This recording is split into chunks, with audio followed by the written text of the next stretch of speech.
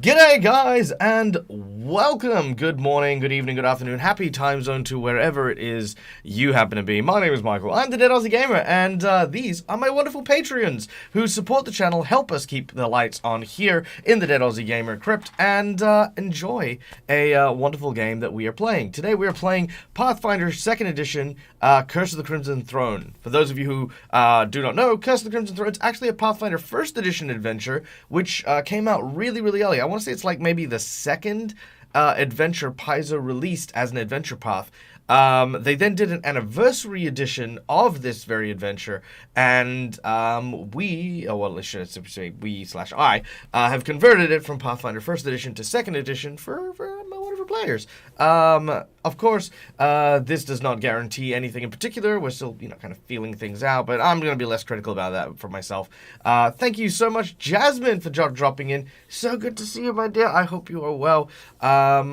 Big love to Jasmine and our dear friend Wolven, aka All Things Fantasy. I miss your faces. All right. As for today, we'd like to start off by giving thanks, of course, to none other than our sponsors, Hero Forge, for the wonderful artworks you can see of my players over here, Fantasy Grounds for our VTT of choice, and, of course, Sirenscape for the sound effects that we'll be using throughout the game. There they go. Okay. Now, to tell you a little bit about the wonderful characters that will be embarking on this epic quest, I'm going to toss the ball over to my wonderful players, starting with none other than Twiff, playing the role of Padrig. G'day, mate. Hey, so I am playing Patrick Perdita. He is a half-elf gunslinger, spell shot. He was going to go to school to be a wizard. He lost his scholarship when he was framed for murder by the late and not lamented Gadrin Lamb. He was also disowned by his family because during that it came out that he was a half-elf, much to the surprise of his father, who disinherited him and threw him out. Since then, he's been working with these fine people and helping the guards, and is actually really not fond of necromancy, so he's happy to kill some undead and send them off to a more restful sleep on this little adventure that we've got. Spectacular. Next up, of course, in the company of Padrick is a character from that we're kind of learning more about their history and background, ties to Fey royalty and the like. None other than our wonderful rogue Holly, played by the wonderful Malakisa. Hello, how you doing? Doing well. Tell us a little bit about your character, please.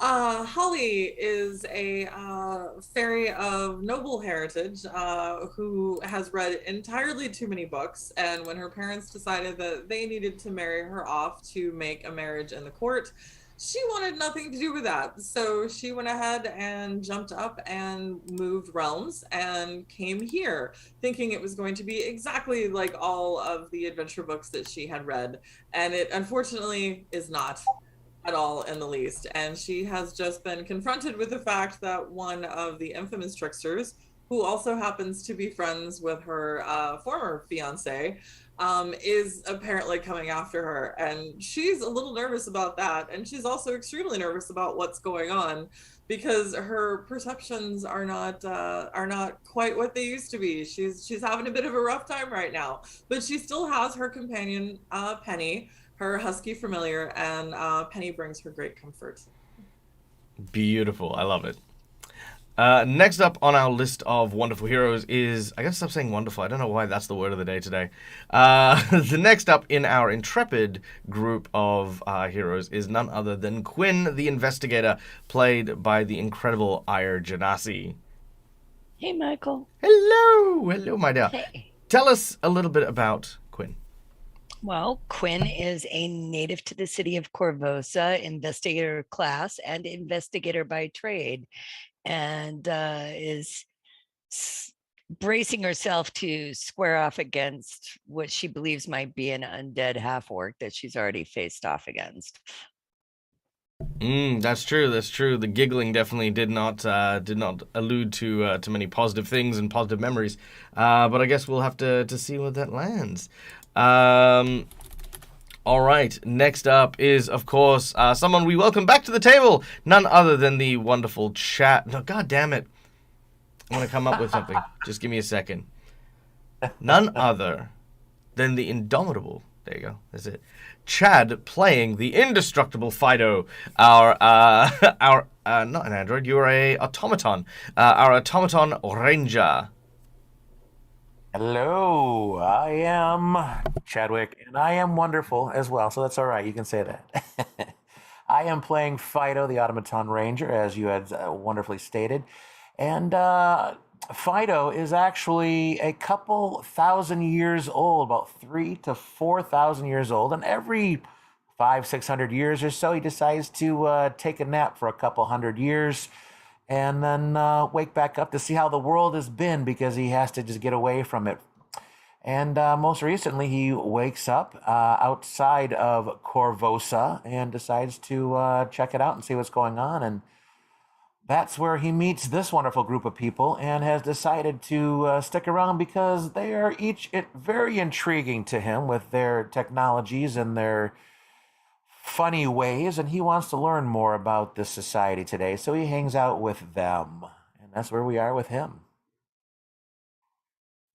All right, spectacular. And next up, of course, last but certainly not least, playing the rather dapper and very, very handsome Dante, is, of course, none other than the equally handsome Rykon, who might be muted. I think his roommate's kind of loud. And Oh, that's okay. That's okay. Wave your head side to side if you're saying hello. There we go. Wicked. All right. Awesome. Well, Dante is, of course, none other than a wonderful druid character. God freaking damn it! What's wrong with me today? Where's my vocabulary? Anyway, We're just so wonderful. so wonderful, Jesus! You know when there's that word in your head, it's like an earworm right now, and I'm trying not to say it, and because all I'm doing is thinking about not saying it, it's the only word I can think of. Goddammit! All right. Anyway, I digress. As our druid friend has been moving their way through the city, Dante has spent a lot of their time in the woods nearby, living as part of the druid circles and supporting people and doing stuff, selling things in town and the like. And unfortunately has come into the information that one of his friends has fallen in with a bad ilk. And taken to the drug trade and the like. So Dante is on a quest to try and find the source of the drug trade and bring it to an end once and for all. And that is Dante. Now, guys, if you are joining us for the very, very first time, of course, welcome to the channel. We here at the Dead Aussie Gamer channel do not encourage you guys to just sit there and be idle while watching these games. We encourage you text, chat, let us know things, donate, subscribe, of course, of course, the wonderful Colin. God! I will fix this. By the end of today, I swear to God. All right, you know what? Here's my incentive. It's happening right now. Any encounter that I'm running, I'm going to heal my entire party 1d8 hit points every time I say the word from now on. Today. That's it. Every time I say the word, you are all healing 1d8 hit points. I'm going to keep this going the whole time because I'm not... Yeah, there we go. It's we keeping count. Don't you dare. All right. So anyway. What was I even saying? Yes, we have, of course, ways for you guys to take part in today's game as we're playing. Either through channel points where you can actually look through our list of amazing rewards that you guys can use to influence the game. We have things like inspiration, we have wandering monsters, wandering NPCs and the like, all of which will come and either help or hinder our party. In addition, if you want to support the channel, there are a number of ways you can do so through donations directly. For $5, you can grant someone a hero point, which are these red marks here, or you can grant me jinx points, which are here. They will help stave off death, roll with advantage, or petition the GM for shenanigans. For $10, I will draw 3 random cards from a deck of plot twists, and you get to pick one to implement into the game. For $20, you can give someone the coveted Nat 20, which will, of course, as the name implies, give someone a natural 20. Then, for the big old prize of $50, you can boost a boss in the middle of an encounter, or provide a magic item that can help our allies. Lastly, but not least, we have our secret menu item. The secret menu item is, of course, a big donation, and for this particular encounter, we are going to include a rather epic monster battle for our $100 mark. So it is going to be something worthwhile. It is not going to be it's going to be kind of one of those like, what do you say? It's going to be a low plot related thing. It's a kill or run scenario, and you're not going to be and the players aren't going to be punished one way or another for whatever they decide. But it is going to be big, it is going to be awesome, and it is going to have a vast amount of treasure potentially should the group manage to slay it. So there you go. All right. Without any further ado, let us return to our adventure. Here we go. I just need to remember where I put Fido's companion. There he is. Okay. There he is. There's Kane. And you should be friendly. There it is. Okay. Also, real quick, how many hit points does Kane now have after your level up? I know we should have done this before, but I forgot. I am not sure. Excellent. Find out how many hit points he has. Otherwise, he has 8. All right. All right. That's okay. Take your time and then just text it to me. All right. So, when last we left our adventurers,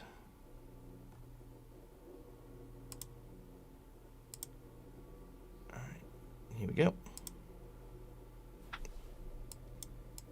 Now, in the city of Korvosa, things have not been well.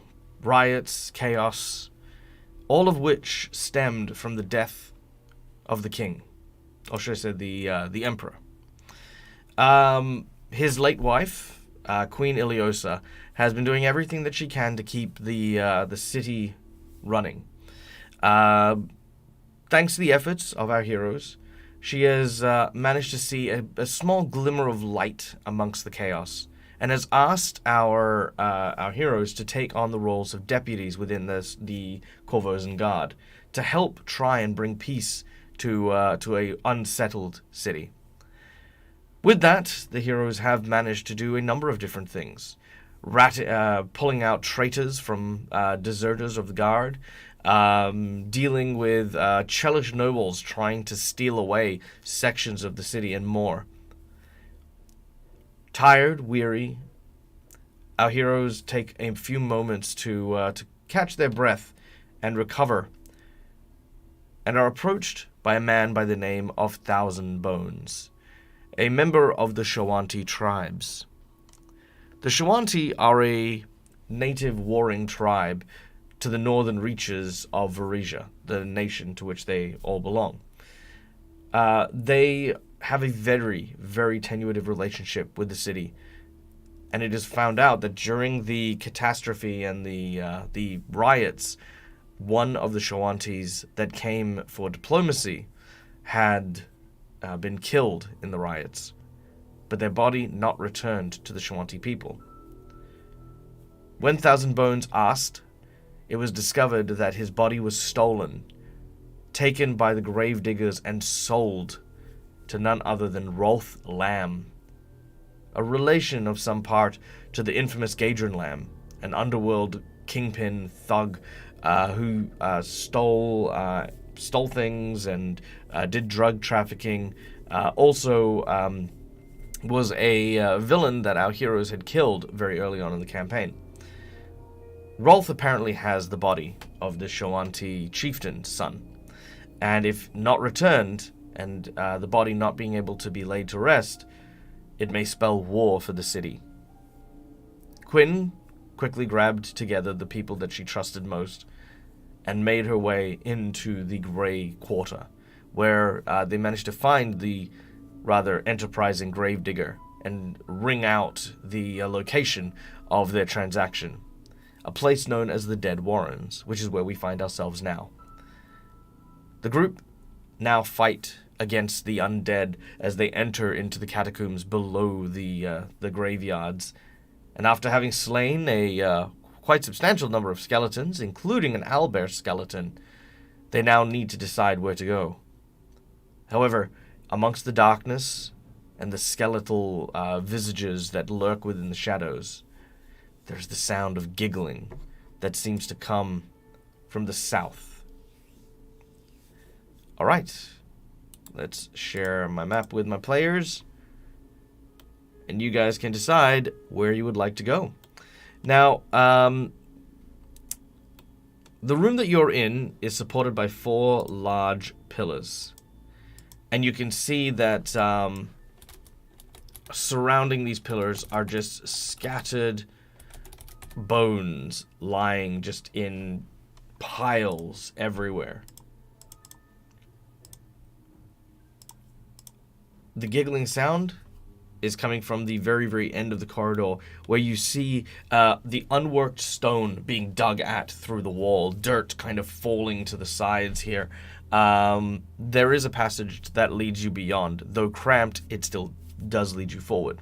However, there is also a door kind of looking object resting up against one of the walls. It looks like a very poorly concealed secret tunnel. And that is to the west. All right, the scene is yours, ladies and gentlemen. What would you like to do? Well, I'm not sure what everyone else is thinking, but I'd like to not find the source of that giggling.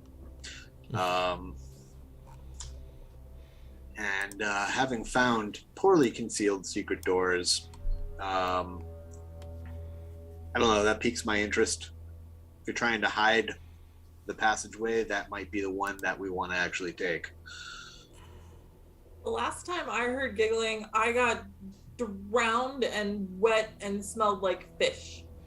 So I agree with Patrick. All right. All right.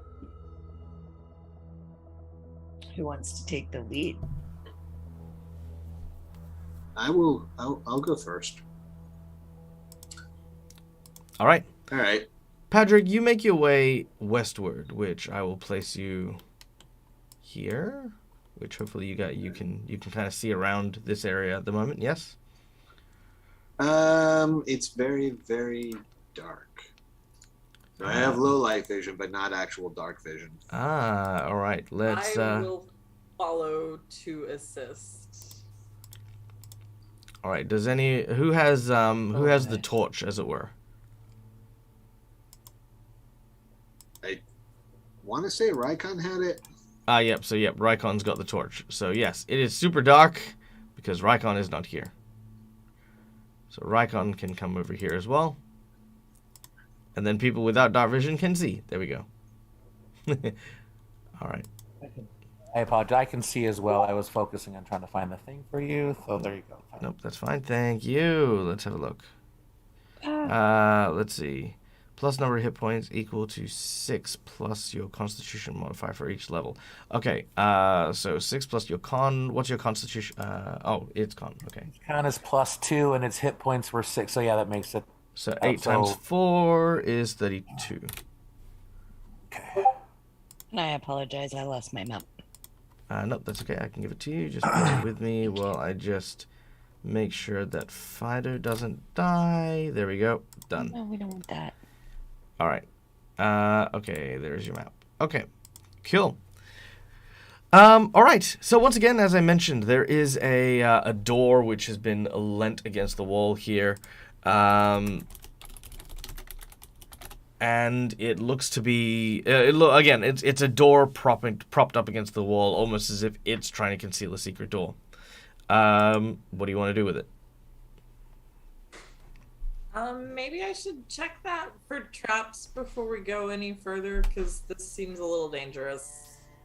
I think that's probably a good idea. Make a perception check as Holly begins to look for traps. Is look for traps perception?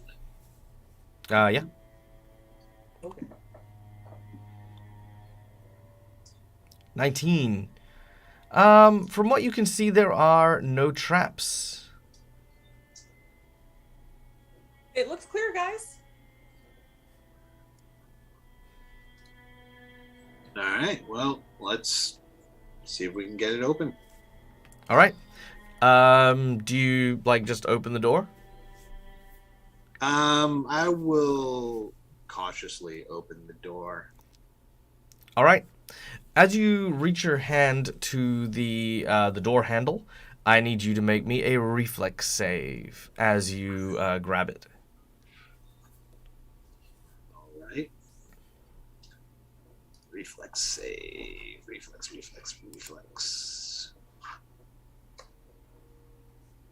That's terrible. 15.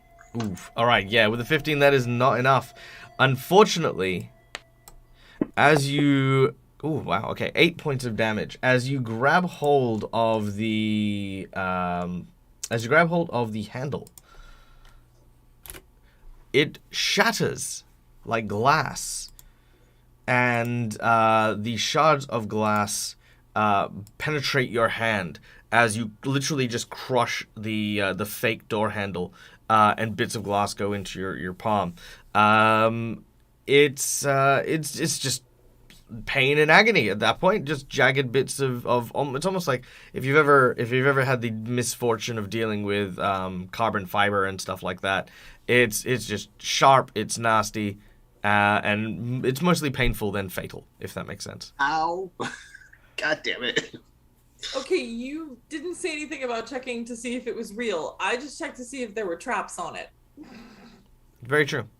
I kind of feel this would count as a trap, Holly. Not a trap, just not a real door. I didn't check to see if it was a real door.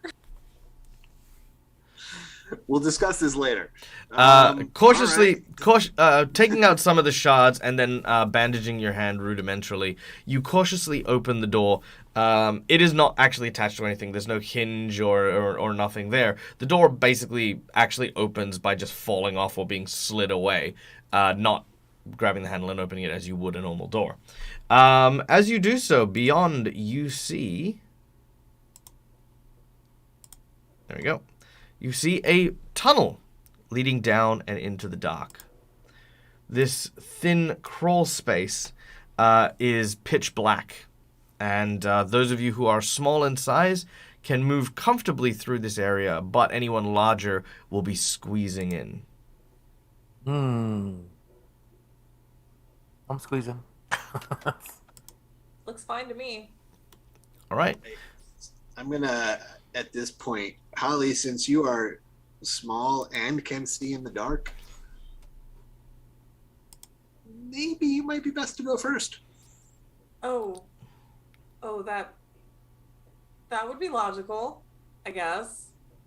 Okay. I mean, it seems logical to me. Now, just to avoid people bumping into each other, Holly, we're just going to move you through the tunnels, and you can navigate. Move in 5-foot increments, and I will tell you when to stop. You begin to make your way, moving through. Everyone else is following right behind, yes? Yep. Cool. Again, no one else needs to move. Just stay where you are, and yeah, we'll presume that you guys are following in a straight line. All right. Eventually, Holly, you come to what looks to be a kind of like a junction. You can see that there is a pathway leading to the west, pathway leading to the east, and a very thin pathway leading to the south. You won't be able to squeeze through the pathway to the south, not without opening up the pathway a bit more, like digging or moving around. Okay, guys, which direction should we go in? Left or right? Can you see which way continues or if it comes to a stop? Both lead out into the darkness. Well, it seems like a coin flip to me. All right, just so our audience can also see what Holly can see, and if my players want to look at the screen, you can see exactly what Holly can see. And if you don't mind, I'll just move you just a tiny bit so that you can see the points. There you go. Those are stairs, I'm assuming, or steps going down or up? Not steps, but just an incline or decline. All right. I want to say left, not for any particular reason. Holly's left or screen left? Holly's left. Okay, so that would be this way. But I just sort of say this out loud. Sure. I was kind of thinking left as well, so Left works for me. All right. let's go left. Also, I have my crossbow out, by the way. Yep, not a problem. I presume everyone's got their weapons and their tools out. All right, Holly continues with everyone in pursuit until eventually you come to the end of a short tunnel, and there is a solid wall in front of you. It is worked stone, but you can kind of hear the sounds of like the echoing of a chamber just beyond. You begin to feel around. Holly, make a perception check as you kind of inspect this wall.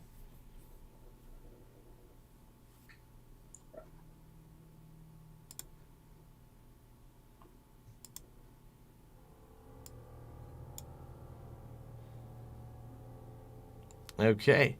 The wall seems like just a standard dirt wall. And there's nothing around it or above it or...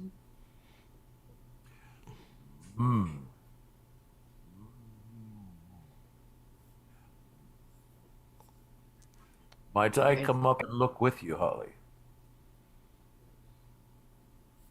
Sure, you can squeeze in. Well, as this happens, Holly, you take 1 point of damage as you are crushed against a wall by Fido, who is already squeezing without you being there. I'm trying to be easy.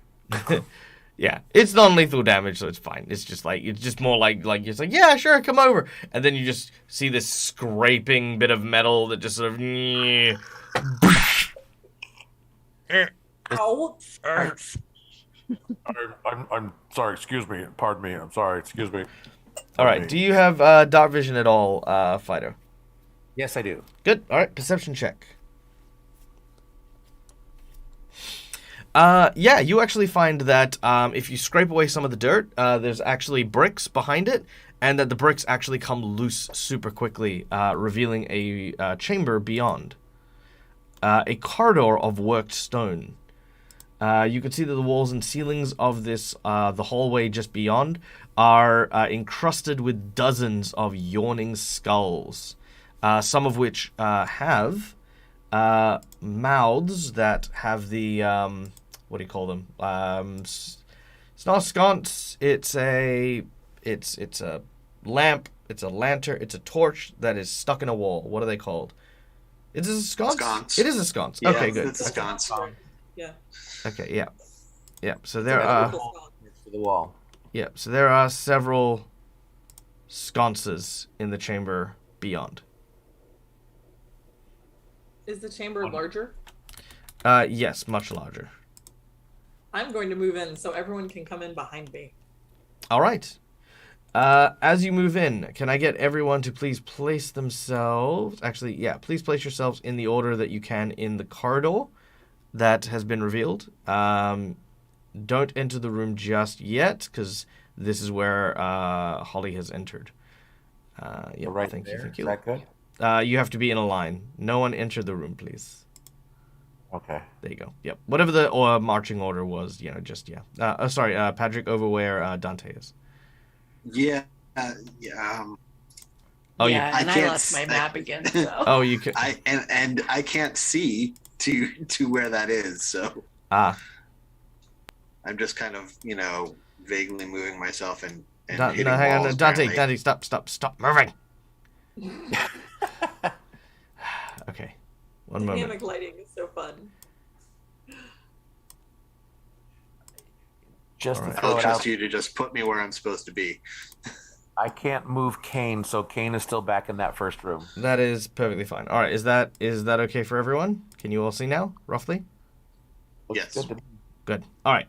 Holly, as you enter this particular room, several of the skulls that adorn the wall start to rattle as you enter. They begin to chatter.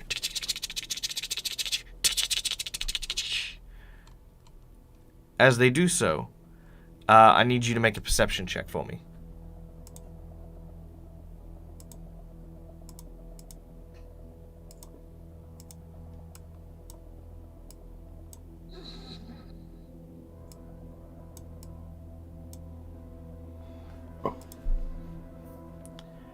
All right, with a 14. Let's see how we go.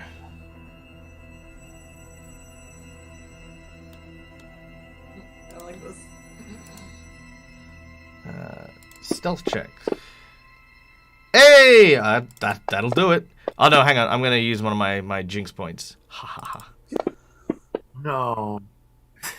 All right, that's Wait better. for the jump scare. All right, so I'm gonna use one of my jinx points. All right, well, there we go. Jinx point done. All right. So, unseen by Holly, as the rattlings continue from around you, all of a sudden, this large, bony snake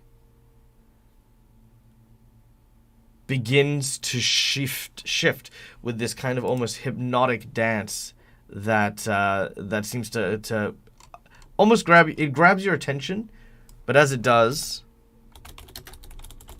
you find yourself fascinated by its movements. Here we go.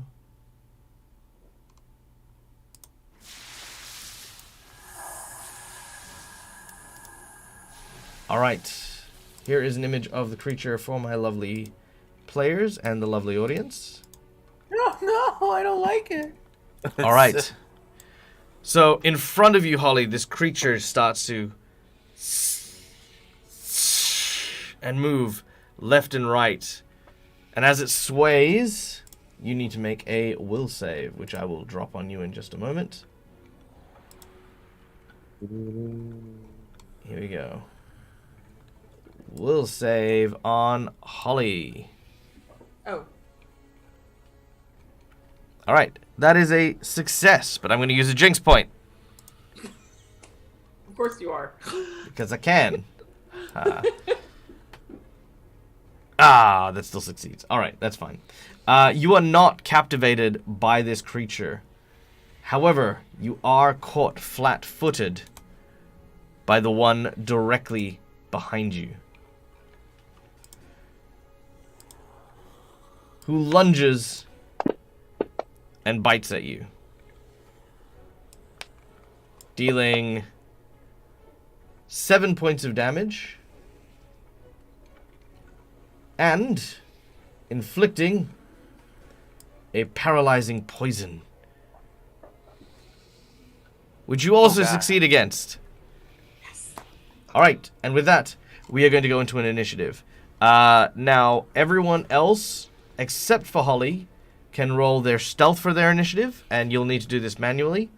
Holly, you will roll your perception on your front page.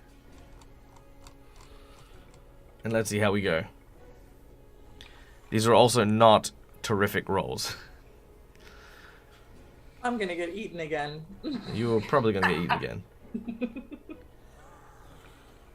All right. Kane is going to go after Fido.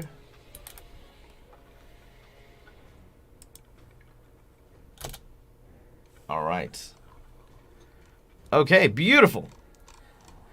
Unfortunately, the Necrophidius, as they are called, get to go first. Starting with this Necrophidius, Who is going to attempt to once again bite Holly.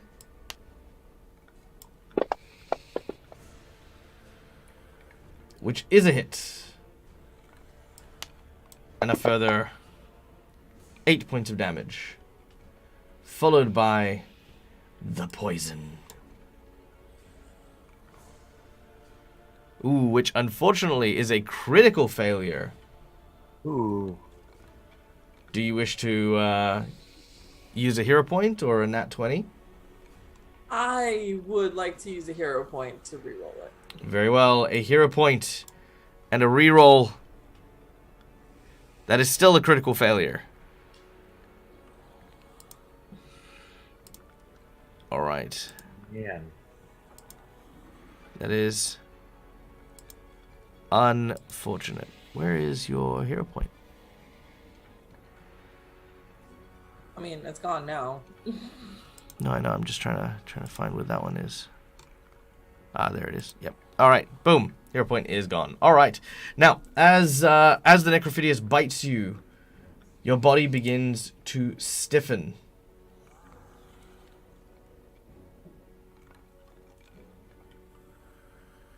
And you are...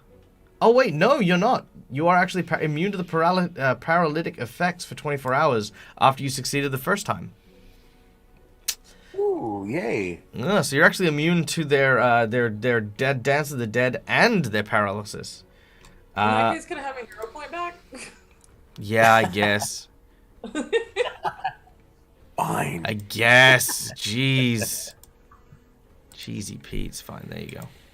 Can have your hero point back. All right. It's gonna bite you again anyway. All right. Second bite. Nom. That'll hit. Dealing 10 damage. And third bite.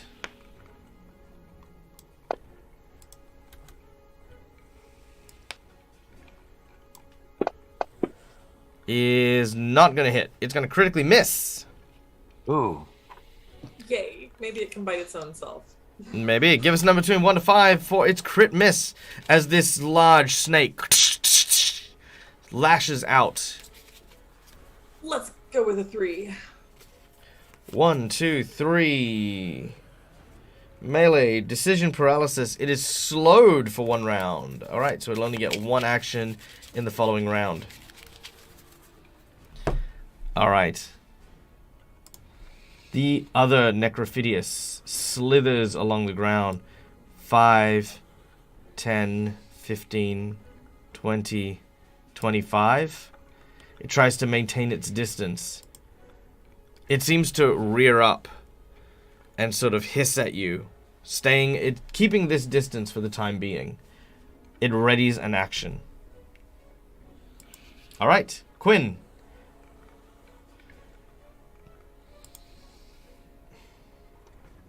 I will say that I am surrounded by darkness. I can see my party, except for Holly, and I can see one of these evil snake things with a Stormblade in hand, which I have not yet surrendered to Fido. I'm going to move forward. Oh, hold on. You can't move forward. There is no forward there.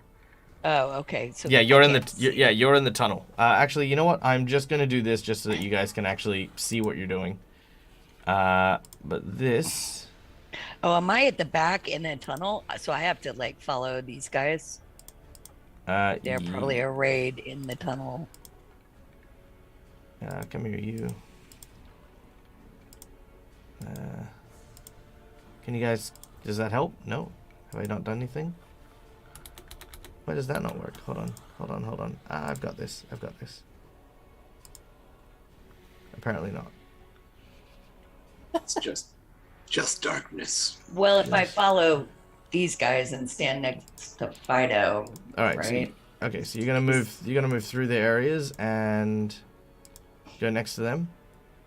All right, and I'm going to try to take a strike with Stormblade. Again, you need to go to here. Oh, am I not? Yep, you're still in the tunnel. Okay. Okay. I don't know where I am. I'm in darkness. There's a bad guy in front of me. Can you see now? I can see now. All right, good. All right. There we go. We got there in the end. All right, so basically you shove through Padrick, Dante, Fido, and then eventually come through here. So that'll be 10, 20, 30. It'll take you 35 foot of movement to get to here. Okay. So that'll be 2 moves, I believe. Oh, is it? All right. Yeah, what's your move speed? 25, I think? Yeah, that's. I think that's right. Yeah, so All that'll right, be 2 moves the to get to last there. action, I'll be whacking him with Stormblade. Ooh, very nice. Critical hit. All right. All right, so let's see what this does. Whoa, hello. All right, that is 31 points of damage as lightning channels almost like a Jacob's ladder through this creature's whole body. All right, give us a number between 1 to 5. 2. Triple damage. Drop in 1 more point of damage. So, what? Roll damage again, or Yep. Just roll 1 more point of damage. Roll 1 more lot of damage. This is not crit damage. This is just a straight. okay? It should. Yeah, you should be fine. Yep, there it is. All right, and that is an extra 11 points of damage. All right.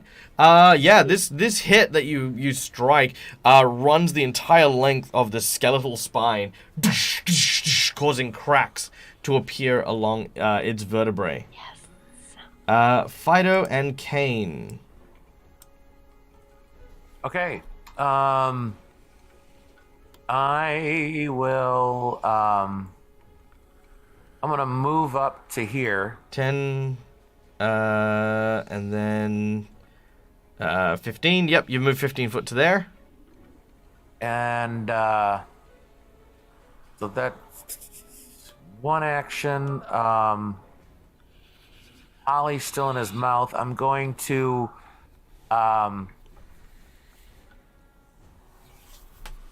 draw my short sword to with a quick draw and slice at it. All right, make your attack. Ooh, it's a hit. 25. Yeah, that'll hit. Deal your damage. Ooh, 8 points of damage. All right, And- that creature crumbles to the ground. And then my last action, I command Kane to fetch Holly, basically to grab her and then pull her back so that she's not in the front since she's been injured so badly.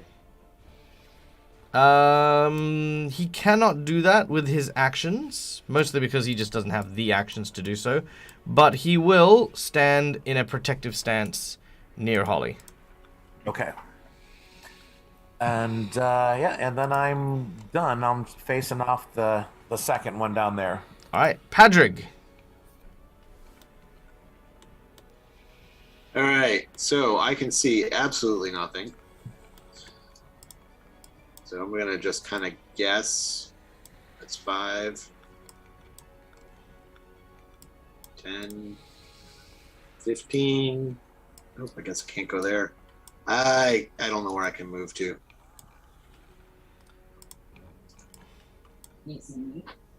I can see absolutely nothing. I can. Oh, there we go. All right. So that was 15, 20, 25. That'll be my movement. It'll actually be, 15, 10, 15, 25. That'll be 30 foot to get there, because moving through... actually, no, sorry, yeah, because that's not cramped anymore. Yeah, you're fine. Okay. And I can see this guy in front of me, so I'm going to shoot him. Okay, make your attack. Two-handed attack. I'm using regular ammo for now.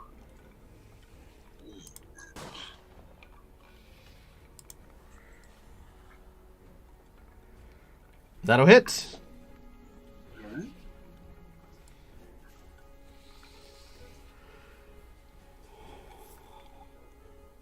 All right. It takes 12 damage as you manage to strike its weakness. Nice. Very cool. Last action. What do you want to do? I'm gonna reload, but I'm gonna reload with one of my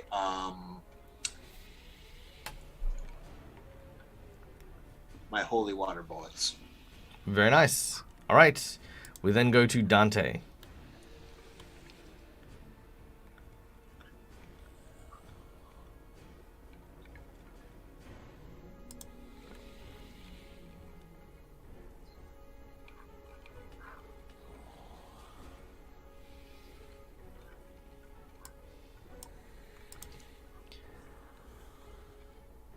Dante is moving up.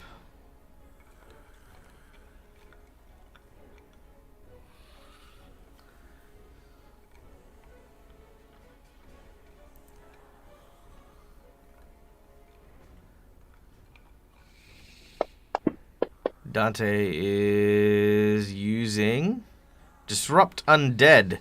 As he stretches out a hand, he lands a critical hit. As his paw reaches forward, let's see how much damage he does. Roll your damage onto the Necrophidius.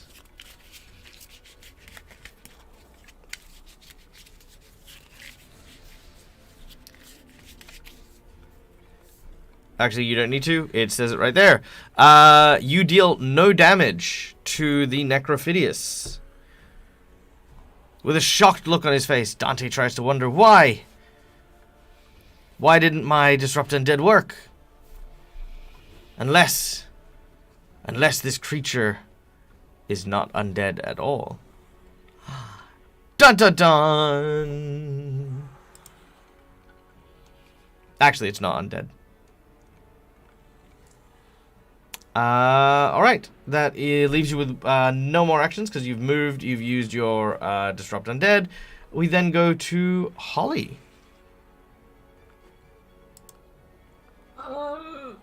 Holly has her crossbow out, so... Oh, yes, they also got, yeah. Yeah, I think she's gonna go for just shooting it and see what happens. Alright. Based on where she is, does she have a clear shot or does she need to move? No, you got a clear shot. Okay.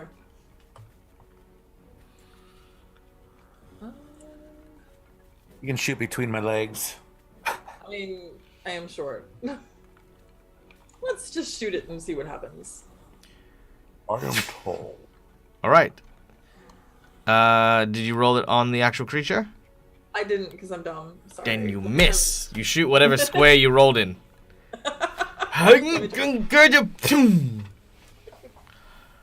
Alright, now you hit. Okay. It's actually better than the other one. It was slightly better than the other one. Alright, roll your damage. Beautiful. 12 points of damage to the Necrophidius. Second action. Let's shoot it again. You shoot another crossbow bolt.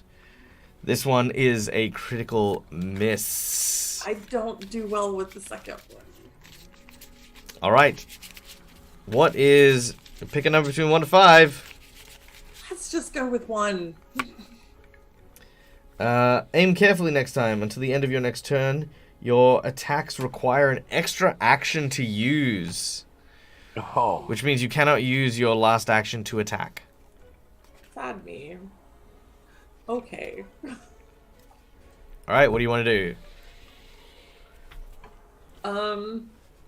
I feel relatively safely protected back here behind Kane and everyone else. I'm just can't attack. I'm just gonna stay back here. Yep, you chill. Alright. First of all, welcome in Raiders from the Mercs of Mischief. Welcome in, guys. Our group is currently fighting toe-to-toe with a Necrophidius. One of these things. They are looking for the dead body of a Shoanti warrior in a crypt that is run by a necromancer. And our group is currently fighting, these things. Alright. The Necrophidius's turn comes. Unfortunately, he did not get his reaction. But he will indeed lunge at one of you.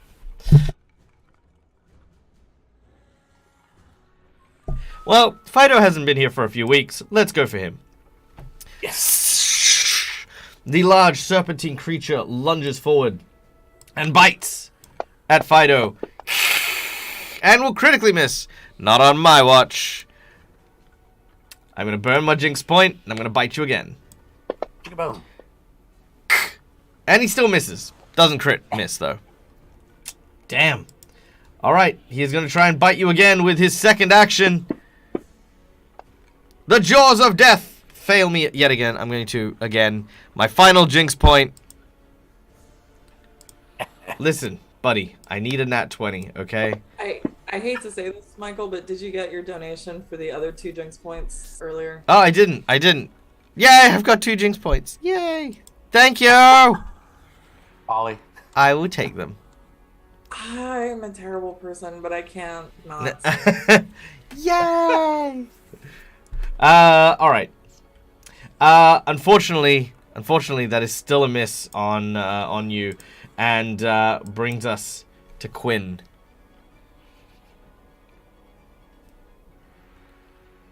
Alindria is saying you have a nat 20. I have a nat 20. I do have a nat 20. I don't want to use it on the Necrophidius because the Necrophidius is kind of weak sauce. I have something I want to use that nat 20 with. Later. That's All right. scary. I'm gonna brush by here. Mm. Come even with it. Mm-hmm. Going after him with the storm blade again. Oh. It just disappeared, man. That'll hit. Ooh. Nice.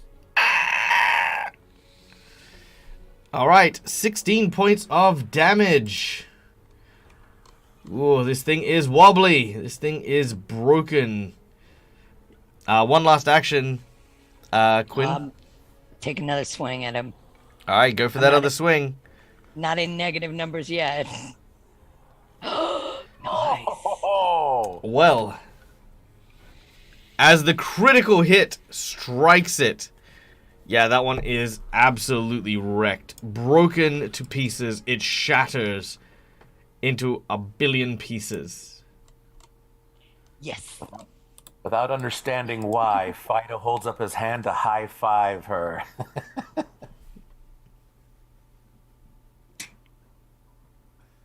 Yeah, all right. With a celebratory high five, the group now finds themselves in the quiet corridor of skulls. Now, in addition to those 2 Necrophidiuses, the corridor extends downwards quite some distance before they, quite some distance down. You can partially see what looks to be a corridor leading to the west, further south from where you are. Not quite the end of the corridor, but almost there. And you can see that there is a door directly across from where Padrig happens to be.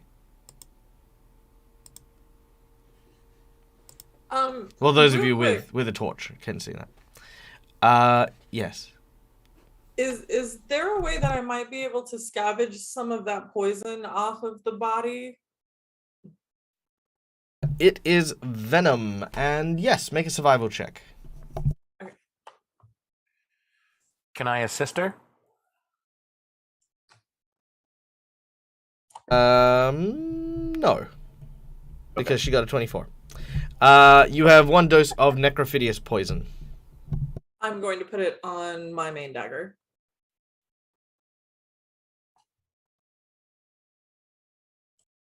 And Holly got pretty wrecked on that, so I'll hand her one of my. How badly hurt are you, Holly? I got hit pretty hard. Like, All right, I'll give her one of my lesser healing potions. I will quaff it immediately. All right. And then I'm actually going to take one of those, and can I put one of those into the Philosopher's Extractor so that it will make a new one, or do I have to do that during downtime? No, you can do that, and as you pour it in, it'll be expent It will take about an hour to attune. Okay. But then, yes, after which you can pour out a dose of healing potion once per minute. However, I am going to say this, that if you pour a second dose without having consumed it, that one will go inert. So you can't just basically stockpile infinite. Right. Yeah. But you can use it as a never-ending healing potion. Yeah, well, once per minute. Yeah, once per minute you can use one. Yeah. Yep. All right. So that's going to put me down to 2 of those. How much does the lesser healing heal? I believe it's 1d8.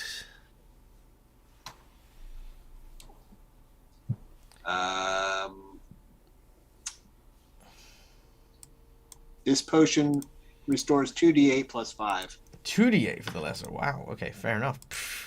I see how it is. Back in my day, healing potions only did 1d8. It's wonderful. All right. 1d8, the minor healing potion does 1d8. Yeah, it's like every one of the lessers. Yeah, it's like Asian parents trying to tell their kids how they had to go to school every day by climbing a mountain on the back of a T-Rex. Right. All right. You heal 12 hit points. It's 2d8 plus 5. I heal 17 hit points. Okay, very well. Done. All right. Coolios. Well, again, you find yourself in the corridor. There is the door and what appears to be a passage further to the south.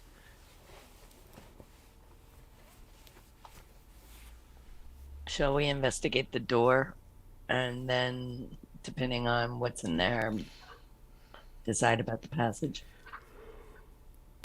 I can check for traps good. and also check to make sure that it's a real door. That'd be good. Thanks. Make a perception check as you inspect the door, Holly.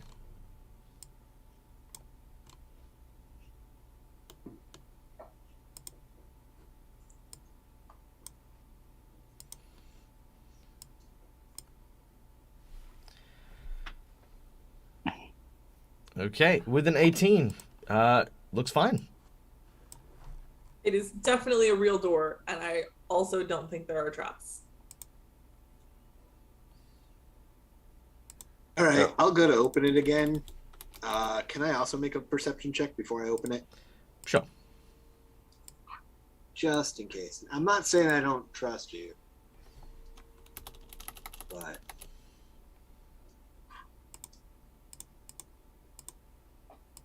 Oh, yeah, no. You're pretty confident. Spot on, Holly. Spot on.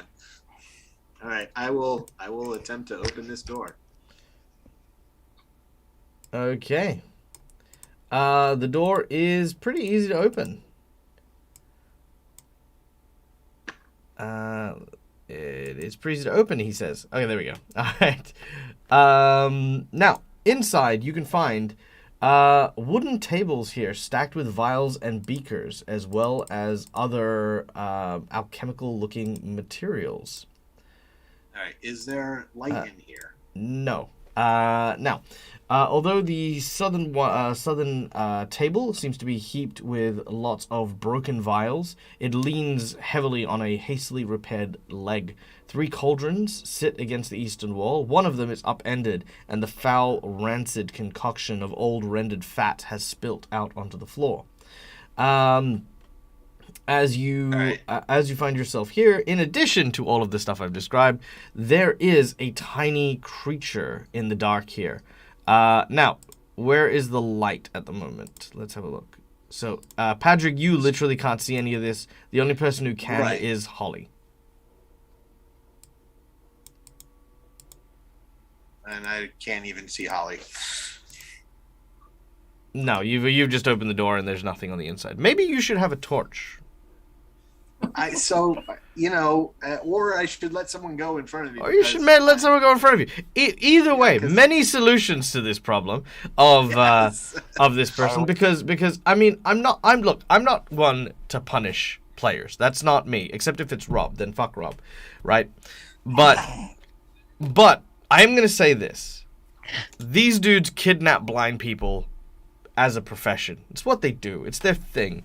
So, Patrick, when you come in, and it is very readily apparent you can't see anything, all of a sudden, you hear a giggling sound, followed by this, "Ah! Ah! A blind man comes. Get him!" And Patrick...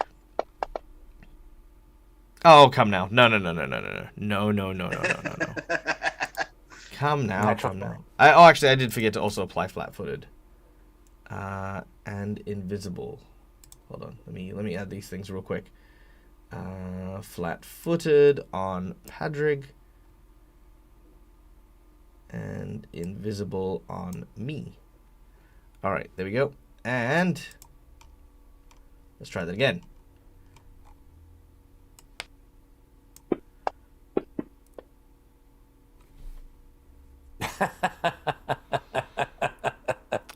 I'm gonna use my nat 20. That's it. No. Just no. My scene is too important to let that slide. That's ridiculous. Absolutely freaking. I've got just honed reflexes. That's literally it. It's just the honed reflexes of a very skilled gunslinger. Where's the giggling? There we go. Okay. All right. And all right. With a nat 20. All right. Padraig, you take 17 points of damage. Ow. And are dragged to the ground as what is effectively a large hook on the end of a cable lashes to your feet. As it does so, knocking you prone, you are then dragged across the ground. You will be dragged across the ground. You're not currently being dragged. You're kind of like, you can feel something pulling you closer, coming from inside the room. And with that, we're going to go into an initiative. But I will roll that in Fantasy Grounds. And I will also roll her stealth initiative. Oh, she's gone first. There we go. Cool. All right. So her first action, she is going to try and pull you closer by 10 foot. All right. You can make an athletics check to resist, Padraig, if you would like. Hey, thank you so much. Mwah! Yay! I've been trying. I've been having the worst day for my rolls today. I've had to use Jinx points just to do anything. So thank you. Thank you. I mean, to be fair, this is the first game we've played on this table where you've had a bad roll. That's true. That's actually true. Yeah, that's true. I mean, you guys almost got killed by a dog in episode 1, so I do remember that. Divine intervention. Yeah, Odd Bandicoot has given another athletics check to our dear friend Padraig. okay, well. Nice. I call bollocks because you have a 12 initiative, and I rarely have a tie above 12. And that's worse. Ooh, unfortunate. But thank you, Odd Bandicoot. We almost got there. All right. So, first action, you've been dragged closer. That does still count as an attack action, however. Second, you're going to get shot.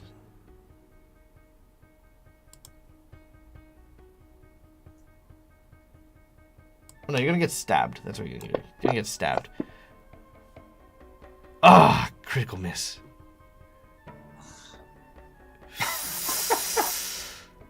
You know what? I've been dunking on Padraig. I'm gonna do one more Jinx point. That's it. This is it. One more Jinx point. All right. And then I'm gonna not stop Jinx pointing. Poor Padraig. Okay, one hit, which is my life. 7 points of damage. And a fortitude save, which, let's see what happens here. You succeed. You Nice. do, however, feel sleepy. As what she does is the okay. So the actually, you know what? Let me see if I can actually show you a picture of her. Not that your characters can see her, mind you, but just so you guys can see the weapon.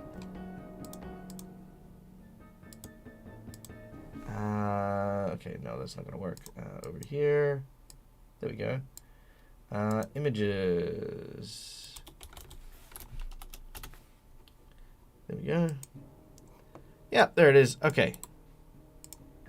So this is the creature, and this is the weapon. So the weapon is basically this like small stick with a hook in it. As she spins it around, it lashes to your leg, and the hook digs into your calf. She pulls the blade out and has stabbed you again, and it feels as though the tip of it might be poisoned. You definitely feel kind of tired, but your leg is still lashed to this thing. And you can hear the sounds of soft giggling coming from the darkness that envelops you. Alright. Padrig, it is now your turn.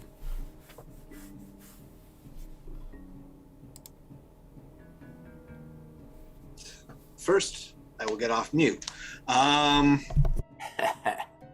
So I'm prone. Does prone give me like disadvantage or anything when I shoot at people?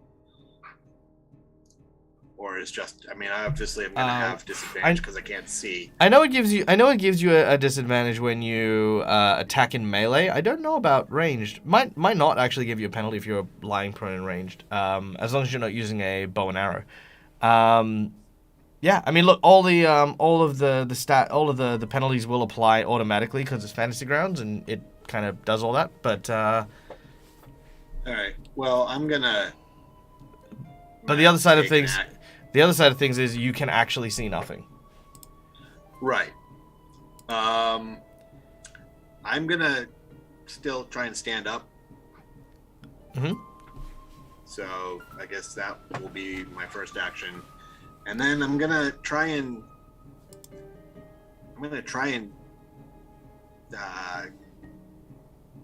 call out light, and I'll just take a shot in the direction that I think that this might be in, based on hearing it and where the stabby seemed to come from, if I can.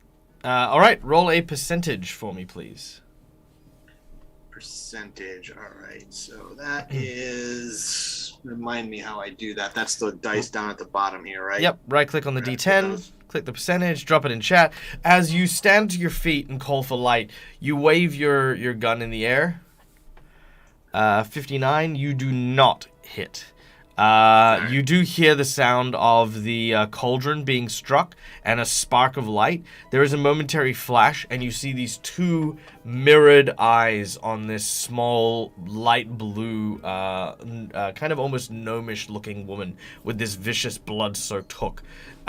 She's got this wicked grin on her face, and she disappears as quickly as the flash of light occurs.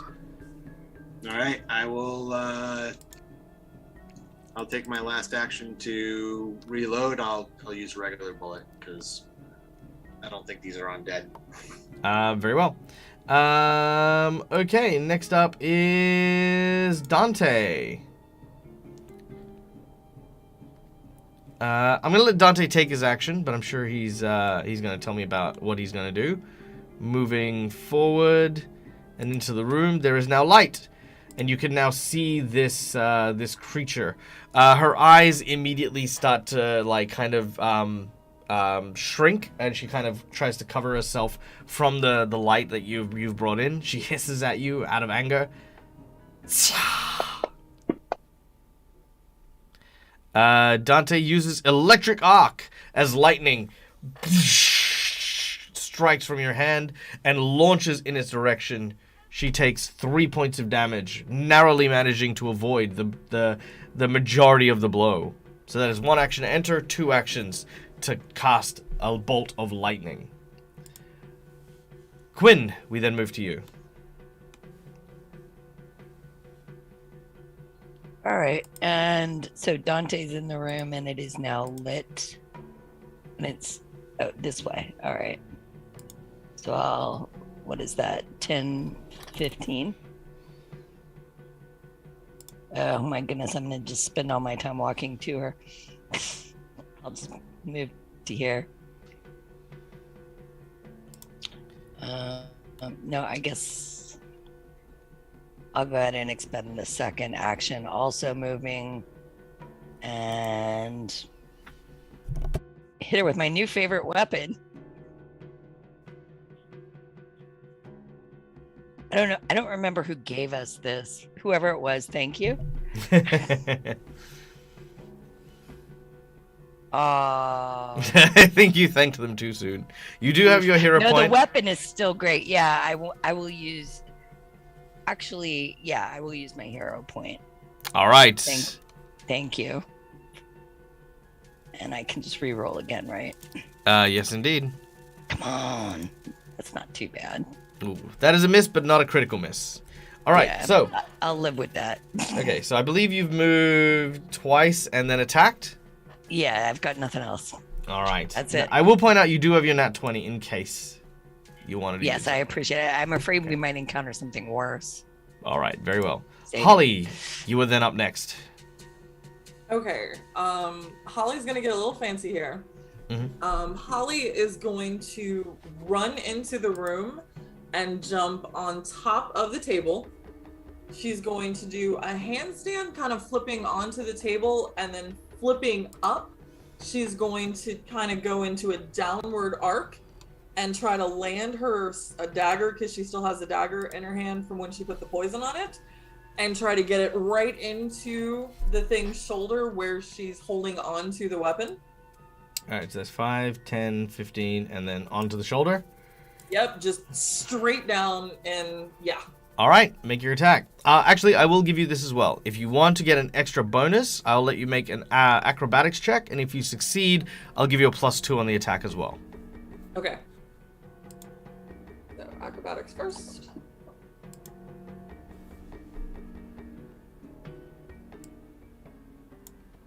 Is that a succeed? That is a success. You get a +2 Okay. on your attack as you leap up and attack from above. All right. How do I add that?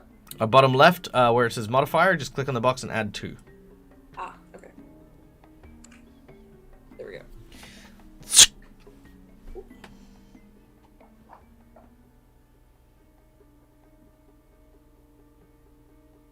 Wait. That's okay. That is the mischance that it automatically gets. Okay. So as you go to strike at it, you manage to hit it in the body. All right, deal your damage. Yay.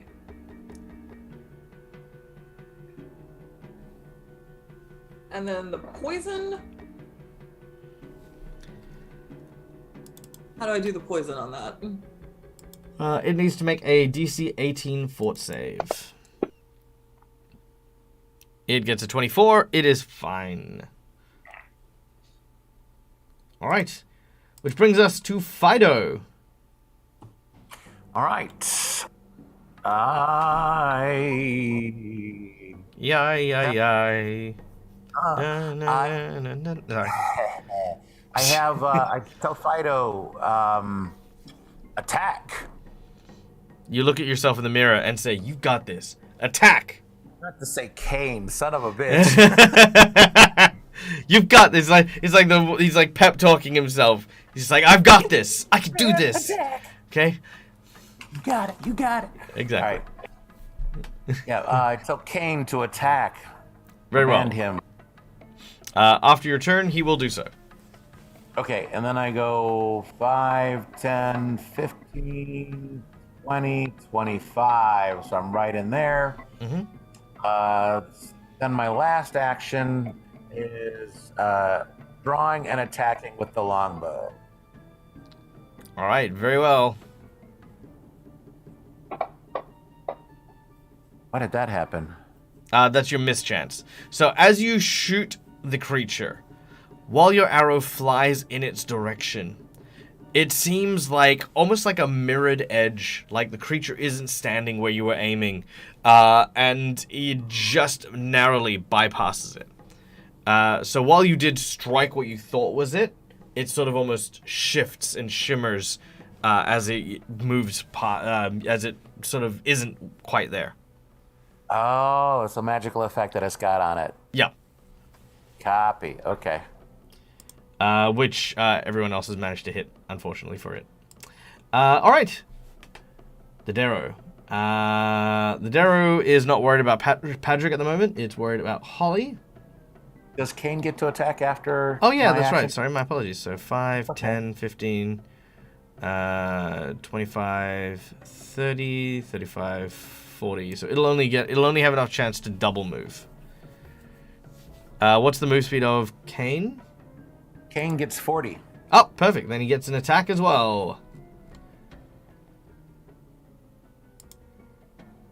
All right. Kane is going to try and bite this creature.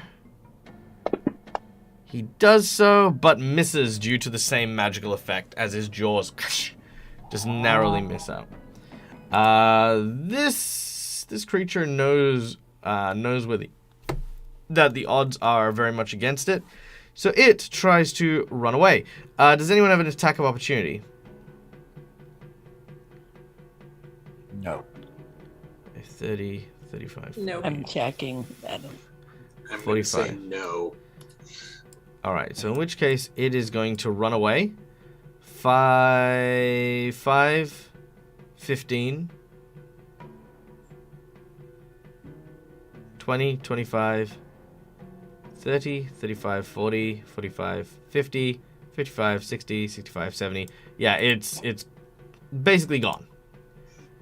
She turns around and she says, does anyone speak Undercommon? I don't think so.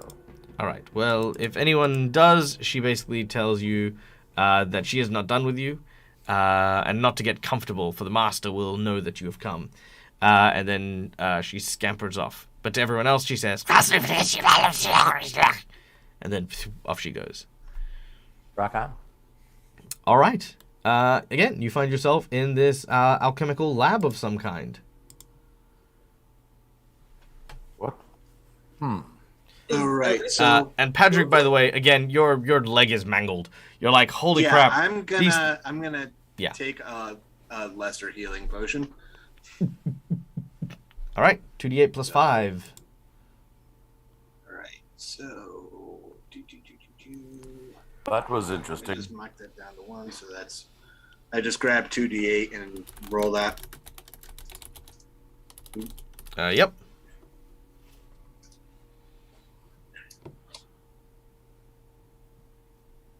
Okay, that was weird. Let's try that again. Again, while you're holding up a dice, if you right-click, you can drop a second one. Yep, Oh there you go. nope, it's just laggy. Okay, so 9 plus 5 is 14. All right, what am I at now? There you go. Done. All right, I think I'm still hurting pretty bad though, so I'm gonna quaff one of my minor healing potions as well. All right. Please do so. All right. Anyone want to interact or say or do anything? Holly is going to look around and see is everything broken? Is there anything that is salvageable? Any Yeah, kind of- no.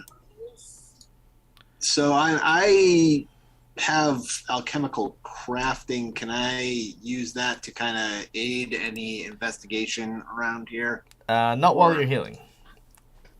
All right. So, as you look around, you can see a variety of different materials, some of which you can probably cobble together an alchemist lab with, if you want to take an alchemist lab with you at some point. It's kind of like one of those end of the dungeon crawl, come back here, grab all the stuff and take it out. You can't carry it with you. You can see that there's like some sort of foul-smelling mixture. You can kind of recognize some of the scent from the old fishery where you fought Gadrin Lamb. Who has scent as an ability? Wave your head side to side if Dante has scent. Oh, and Dag, I got another 6 hit points from that minor healing potion. Not a problem. Kane does. Kane does? All right. Yes. Kane does not like the smell of what is in these vials. To the point where he barks at it. You can also find 2 Tanglefoot bags, very easy recognizable. 4 doses of what you believe might be some sort of poison. Some other unidentifiable stuff. 2 vials of what looks to be like liquid silver. And a backpack containing 3 potions of cure moderate wounds, a potion of lesser restoration, a potion of invisibility, 3 scrolls of some kind. Do you guys All mind if I right. I'm gonna toss out a detect magic while we're here as well. Sense. Detecting magic. The magic items that I mentioned, the potions and stuff, are pretty much the only things. And the scrolls. So that just confirms that they are all magic. Mm-mm-mm. Do we want to track this thing before it gets too far away and finds reinforcements? I think maybe let's grab this stuff here. There's some healing potions and some other things that, if we have time, I can probably figure out what they are. But I need like a good hour or so, I think, to identify magic. But let's at least scoop up what we've got. More healing potions, I think, are going to be helpful if that goes. And I'm not going to go through the doors first anymore, guys. I think we need to maybe have someone who can see, or I'll with go the light first. do that. Okay. Do you guys mind if I grab the poisons? No, grab everything. We got a bag of holding. We can. Let's anything that we can fit in there. I'd say let's pick it up. Anything that we know what it is. Be careful of what's in the cauldrons. Kane does not care for it at all. All right. Well, we'll. It's not. It's some of the bottles on the table, not the cauldron. I'm gonna go ahead and grab the 4 poisons and immediately dose one of my daggers with one of them.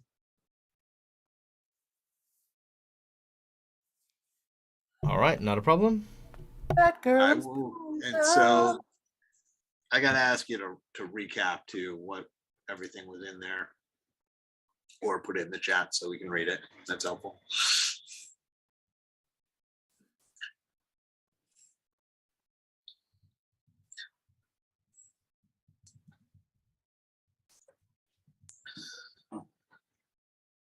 But yeah, I say let's just scoop everything up and be on our way. I do, so I dump it into the bag of holding. So Which I think Dante has. Should we stay in this room and go in her direction, or should we go back into the main room? You mean the corridor? Yeah. I think that she's long gone. We don't know which direction she would have headed. Funny I'm you gonna say assu- that. I'm good at tracking things. Well, I'm going to assume that since we came through a walled up end of the corridor, that the likelihood that she went in the direction that we would be heading in any case down the long part of the corridor, rather than the walled up section that we broke through. That would be odd, but I can be persuaded to go any direction because All right. it's going to be bad stuff no matter what we do. All We right. still don't know where we're supposed to go, so I think any directions is good. Yeah. Do you guys still recall what you were doing? Yes, Yeah. we're trying to find the body. The Shoanti body, Good. All right. very tattooed. There is a door to the south, and there is an unworked stone tunnel that is leading to the west, the east, where the little Darrow thing went. Oh, she didn't go out the door No, and down. Ah, no, she went that way. So we could go that way, we could go south, or we could go the other direction. We don't know where the body is. Mm-hmm. So No, we I don't know where think to so this is a lab off of the main corridor. You know, I kind of am getting the feeling that the secret little unworked pathways, we want to keep an eye on them, but I feel like where the body might be stored is going to be through regular doors, Off Yeah, the main but passage. that's- off the main paths. But that's Okay. if the body's being stored and not being worked on in some kind of workshop because they took it for a specific reason, because we still don't know why they took it. Right. But I feel like the workshops are going to be off the main path Main as corridors is, yeah, instead of the little secret paths. There's a certain logic to that. I mean, the secret paths might take us to other main paths and rooms, but should we go back out? I'm inclined to go through this door to the south here. All right. That We seems need- like, you know, a regular door. Maybe go through there. And We've wasted a bit of time trying to capture her, so we need to be very much on our guard when she comes back with many reinforcements. I don't know that she's necessarily going to have many reinforcements. She's the type that is going to strike in the dark, from behind, from stealth, and try and catch us unawares. Other than But that, yeah, we need to be on our guard. I think that's pretty obvious. If I stay in the back and keep an eye on the back, I can see everything and she can't get us in the dark. All right, so if we have you in keeping up the rear, Dante in front with the Dante in torch. front, those are the two people that can, well, Fido has dark vision, right? yes. So I can- Fido can take the lead and be able to see, and Holly can take the back and be able to see, and then we've got a torch in the middle. And I can yell really loud. Makes sense to me. Right. Where do you wish to go then? I think let's go through this door to the south. All right. With a heavy sigh, I go to the door in the south. Well, I think if we can get this body without necessarily tracking anyone else down, we'll have accomplished our goal. The door to this room is boarded over. However, with a strength check or an athletics check, you may be able to break it free. It seems as though the boards were affixed to the outside of the door here. It may have once been a pantry or a storage space. Does anyone have a crowbar with them? Might be easier to pull the planks off the door. I actually think that I do. 1 second. I do. Perfect. I wrestle through my gear. I find the crowbar and I pass it up to Fido. All right, you get a +2 on your athletics check to break open the door. Right. Did you add that, or do I have to? You have to add it to your modifiers on the bottom left. Right. Where'd it go? Where'd it go? Oh, there it is. I see. Just put a 2 in there, right? Mhm. Yeah. There you go. Okay. Cool. And that does for whatever the next roll is, correct? Correct. Oh, 15. 15. You try, you strain, you pull, but it does not seem to give way. So very well hammered. Perhaps going back out the You could, following where she'd gone or going out the other door. alternatively, you could just try and destroy it if you want to. Okay.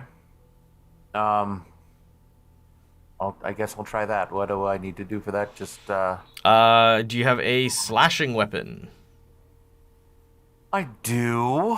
I've got the short sword. I could use that. Yep, okay. You can use the short sword and start to hack away at the door. It'll take you a good couple of minutes. Roll a d6, if you would.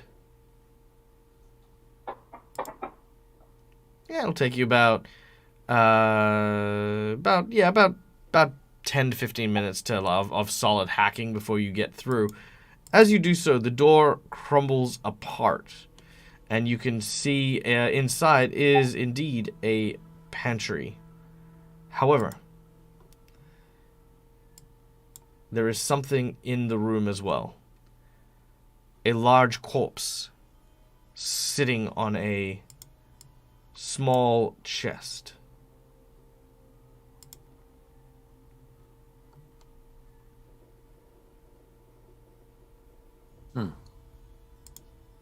Fresh and juicy or dry and desiccated?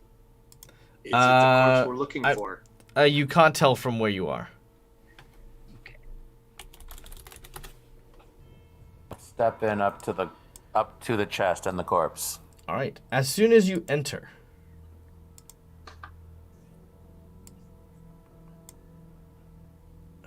yep. Okay, there you go. As soon as you enter, the corpse looks up. Oh. You see an amalgamation. Well, it's not this, but, you know, this is basically, it's like an amalgamation in this type of fashion of what looks to be a variety of body parts stitched together. Humanoid, beast, and monster alike have all been stitched together around this foul-smelling, fly-swarmed, grotesque creature. As you look upon it, you notice that... There we go. You notice that the arms of this creature are marked with Shoanti tattoos.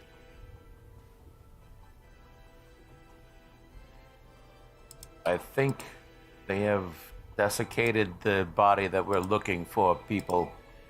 Oh god, that's All right, we're going into initiative. pretty much and- what they wanted not to happen.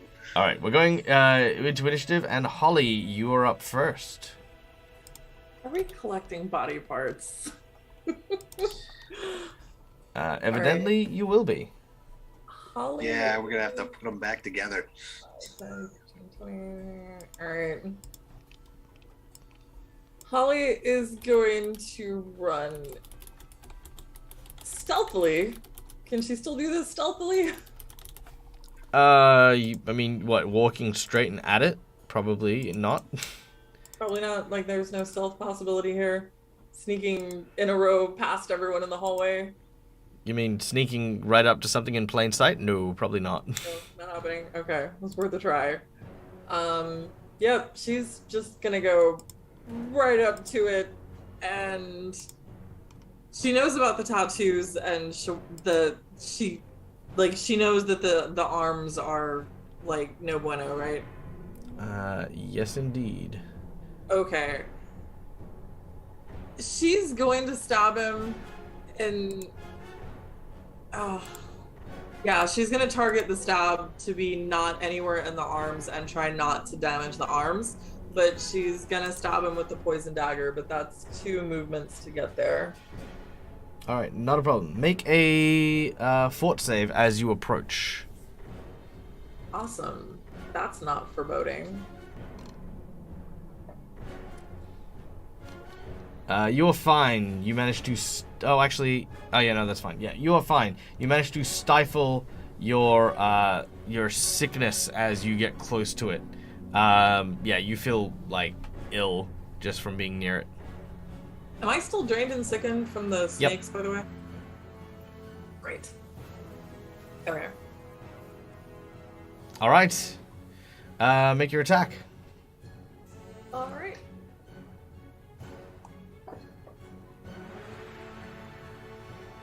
As you sort of plunge your knife into its flesh, it actually does sink in, but it seems to have no impact. No, I'm using my hero point. I'm re-rolling that. Very well. You lean into it. You dig even deeper. Hey. And manage to cause it to call out in pain.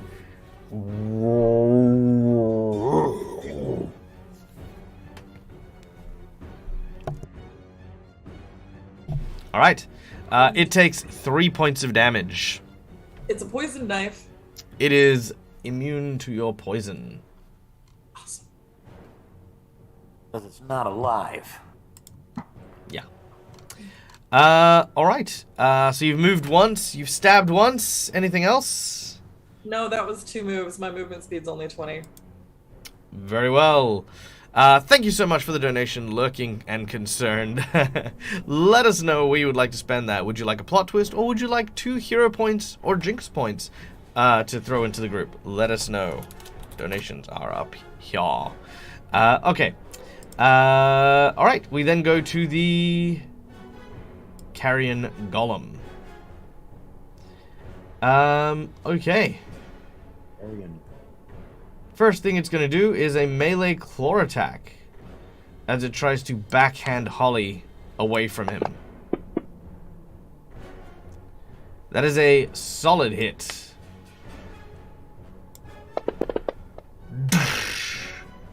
With that backhand, that is 11 points of damage. I need an athletics check from you, please.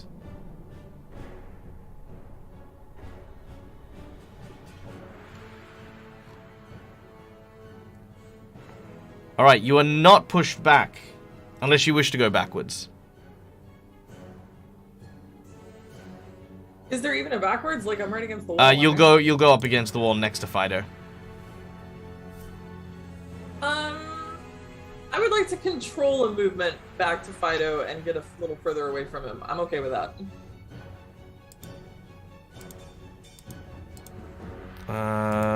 Okay, not a problem. He will actually smack you against the wall. Well, back to there.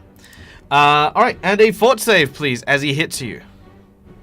Gross. He is very gross. Gross. You managed to resist the filth fever disease from his attack. He then stands up, and as he does, he leans forward. That's good. If there's one thing that Holly does not need, is more diseases. No more disease. Alright, the creature steps forward, and with its second attack, it is going to use its jaws on Fido. Where I'm going to burn my nat 20. Hey. Welcome back, right? Yeah, welcome back. Trial by fire. Alright, that is 31 points of damage. Holy shiitake mushrooms. As his jaws clamp around your chest, you hear the sounds of metal screaming as it basically bends part of your frame with its jaws alone. And I need a fort save as well from you, please.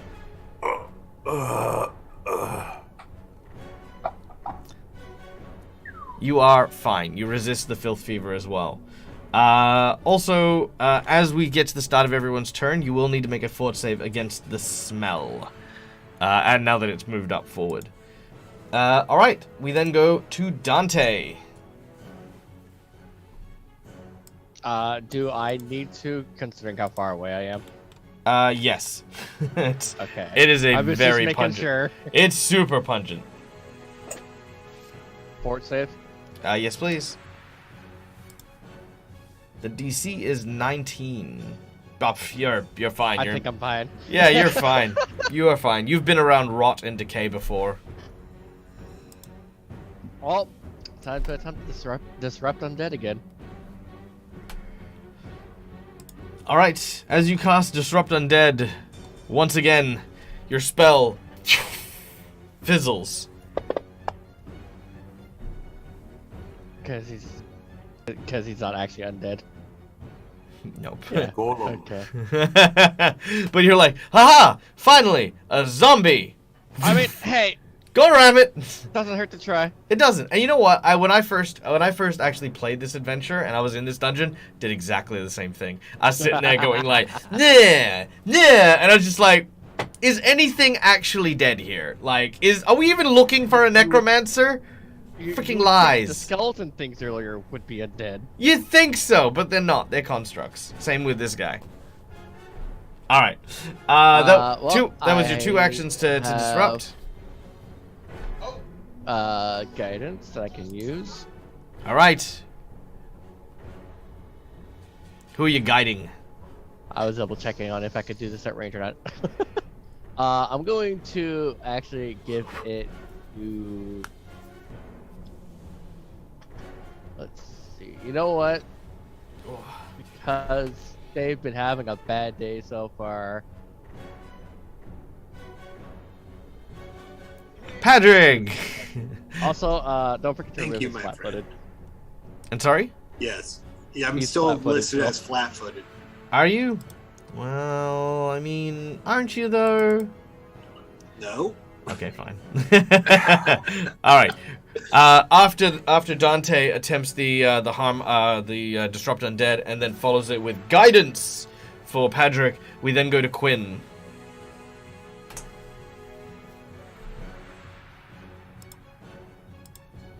Okay. I'll move up to adjacent this guy. I gotta make a fortitude save, right? Yes. At the start of your turn, sadly. Okay, I gotta get this map out of my way too, so that I can actually roll it. There we If go. you click on the arrow that makes it go up, it will put it behind everything. All Did I right. make it. You do not. You are sickened one from the smell. Yeah, I have an exaggerated gag reflex, guys, and this is more than I can take. All right. So, gagging all the way, I will try to hit him anyway. All right. That will hit still as your Stormblade manages to strike at him. Nice. All right. That will do 9 points of damage. Resistant to electricity, huh? You notice that magic seems to have no effect on this creature. Got it. Oh. I blame the marks. All right. I'm gonna So that is move, attack, and then take my third action to just use the rest of my movement to get back over here by his little chest. all right, very well. You move all the way back to across the room. He kind of half swipes at you, but like it's more just like a mindless like. All right, Fido. All right. Am I being held by this thing as it's into me or no? No. It's just chomped on you. Okay. All right. So I am going to try to move past Mm-hmm. down here. Yep. And then I am going to shoot at him with my bow. Is a regular bow. Mm-hmm. Is a miss. I want to use one of my hero points. Can I do that to reroll? You may indeed. Perfect. That's a hit. Yay. Okay.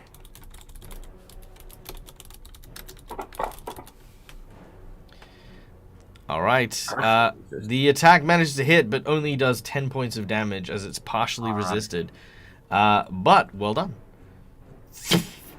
My third action is going to be marking him as hunted prey, which my outwit will affect and give me a +1 to my AC against him.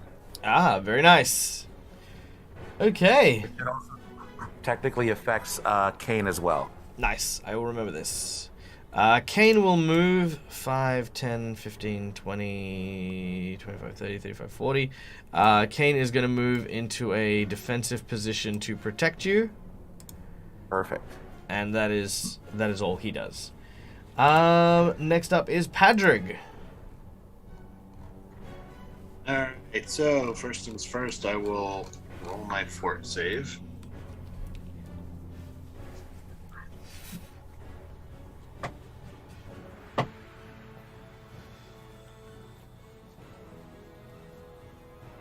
22. That is perfectly fine. All right. And then I'm going to shoot him.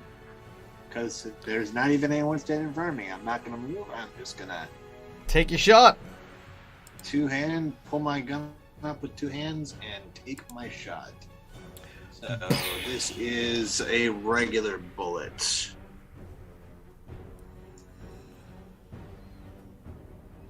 That'll hit. All right.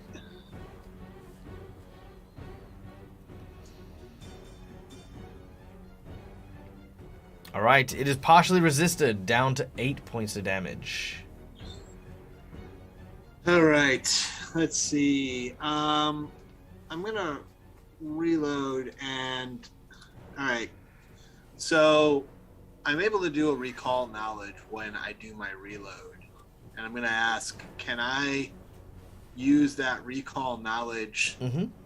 if I succeed to determine what type of bullet? Because I've got the holy water, the silver, and the regular, and I want to know if the silver or the I will holy give water you- will do anything to a construct. I will give you that for free. No, it will not. Okay. Okay. So I will not waste any of those. I will just Continue with your- reload with a regular bullet. Yep.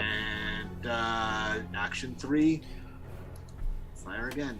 All right, make your attack.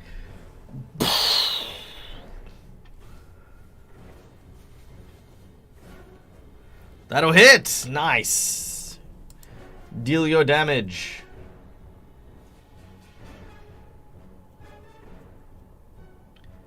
All right, that is 7 points of damage. The creature is very wounded. All right. That's all I got. All right, as we then return to Holly's turn. Holly, you notice that the creature seems to be unconcerned with Fido and Quinn and more concerned with Padrick at the moment.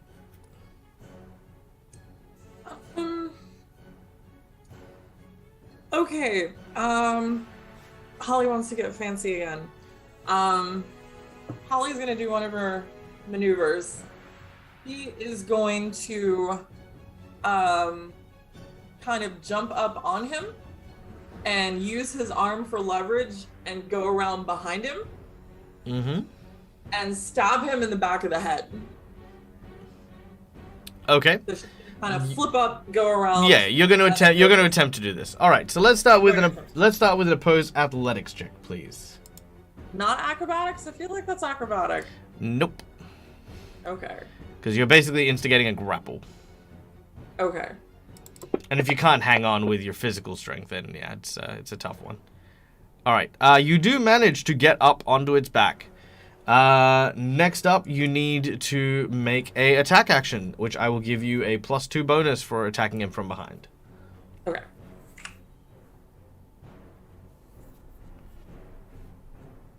Once I get to the right tab. Okay.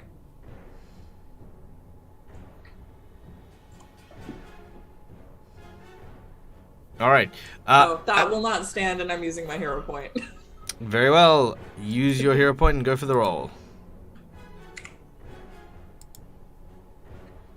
Thank you, Mac. Nice. Critical hit. There we go. All right. Roll your damage, and we will get a crit card for you. All right. That is 5 points of damage as you stab it in the back. As you try to go for the head, you don't quite hit it. You kind of hit it in the shoulder blade as you're kind of trying to hang on. This creature's like flailing and lashing makes any kind of like real accurate kind of attacks rather difficult. What did you get for your? What do you want for your crit card? Let's go with 3 again. 1, 2, 3. Is it by bludgeoning, piercing, or slashing? That is by piercing. Piercing? Well, that actually does land a headshot, as that is actually the crit card effect. Is legitimately headshot. There you go, for piercing.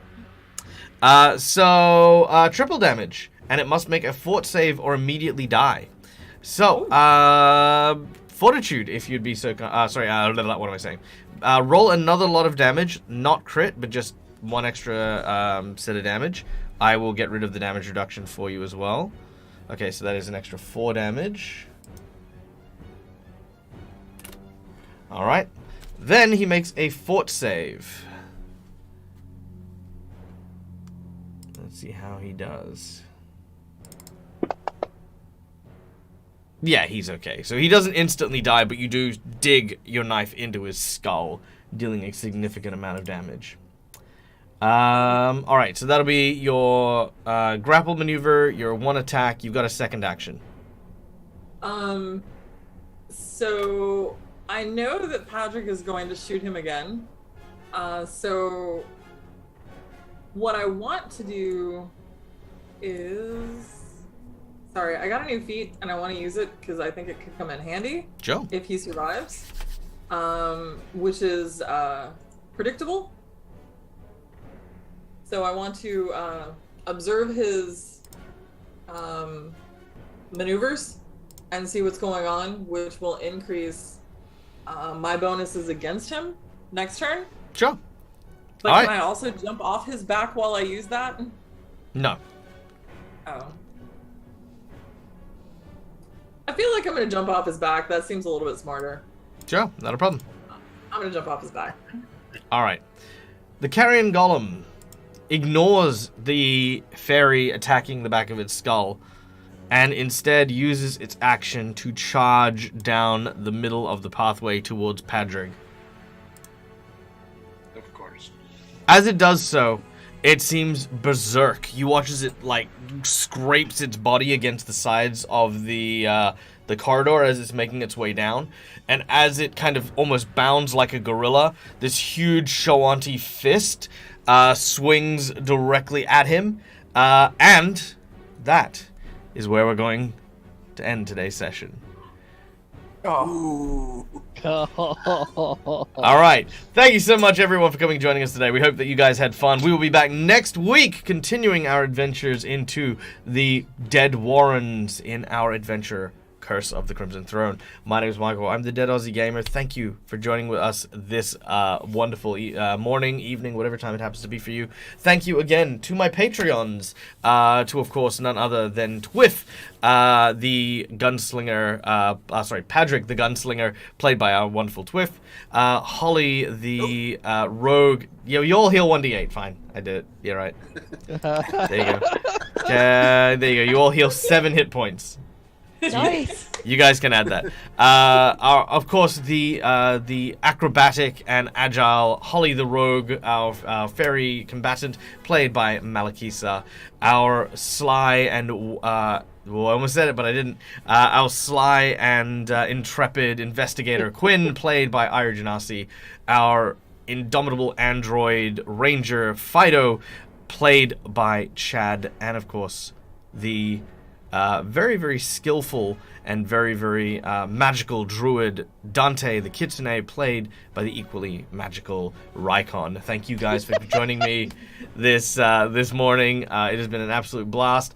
We're going to go and pass on our raid, and as we do, we'd like to give another shout out to, of course, the people who sponsor this show. That is, of course, none other than Fantasy Grounds for our VTT of choice, Sirenscape for the wonderful sounds you can currently hear, and of course, Hero Forge for the artwork you can see.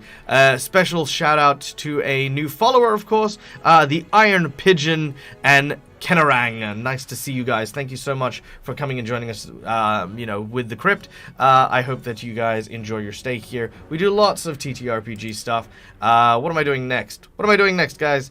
Next I am doing... I'm doing something on Wednesday. Wait, I'm doing something with Careful Cantrip. Give me a second. I should promote this because I'm doing it. I will be over on the Careful Cantrip page, so go and check them out. Careful Cantrip. Yes, I'll be over on Careful Cantrip. There we go. Go follow that page because I will be there on Wednesday morning. Well, my Wednesday morning, Tuesday night for the folks in the US. And I will be playing a leprechaun. Why? because Robert's going to be a guest GM on their channel, and I decided that I was going to be a leprechaun and troll him, so that's what's happening there. So if you want to see that, go check it out. Go hang out. Go do stuff. We are now going to go and raid our dear friend Scarlet64. She is a wonderful DJ, great musical ear, and a wonderful DM. Nope, they don't count. The stream's over. Ha! I'm leaving. All right. Bye, everyone. Have a wonderful time. Stay wonderful. Stay cool. Stay wonderful. Apparently, and that's it. Until we meet again, as always, game hard or die trying. Bye, guys. Bye.